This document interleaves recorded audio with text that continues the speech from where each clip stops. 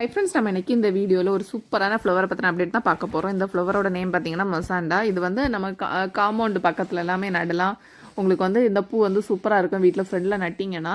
So இதை பார்த்தீங்கன்னா நமக்கு வந்து அக்டோபர் நவம்பர் எல்லாமே பார்த்தீங்கன்னா இதோட ஃப்ளவர் வந்து சூப்பராக பூத்துருக்கும். செடி ஃபுல்லுமே இந்த பூ பூத்துருந்தால் நமக்கு பார்க்க அழகாக இருக்கும். இதில் வந்து சில ஒயிட் கலர் ஃப்ளவரில் பார்த்தீங்கன்னா சென்டரில் வந்து ஆரஞ்சு கலரில் பூ வந்திருக்கு. இது பார்க்கவே அழகாக இருக்குது. ஸோ இன்றைக்கி வந்து நமக்கு வந்து ஒயிட்டோ ரெட்டில் உள்ள பூவை தான் இன்றைக்கி வந்து பார்க்க முடியுது. இல்லாமல் வந்து இதில் பிங்க் கலர்லேயும் ஒரு ஃப்ளவர் உண்டு. ஸோ அது வந்து அந்த கம்பு எனக்கு கிடச்சிது. ஆனால் வந்து பூ வந்து மொட்டாக தான் இருந்துச்சு. ஸோ அதனால் இதில் வந்து பறிக்க முடியலை.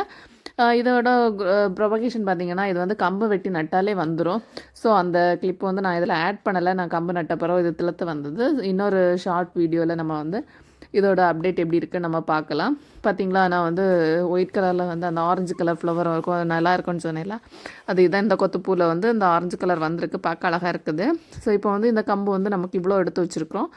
இதில் வந்து நமக்கு கொஞ்சம் கம்மியாக தான் தேவைப்படுது. ஸோ அதை வந்து நம்ம கட் பண்ணி நட போகிறோம். ஸோ நம்ம கம்பு எப்போவுமே கட் பண்ணுறது ஸ்லைட்டாக தான், நம்ம ஸ்லைஸை சரித்து தான் கட் பண்ணணும். அந்த கம்பு தோல் உறிஞ்சிருக்கோம்ல, அதெல்லாமே கட் பண்ணி நீட்டாக எடுத்துட்டிங்கன்னா இதை வந்து சூப்பராக நட்டு வைக்கலாம். கம்பு நடும்போதும் சரித்து தான் நடணும்.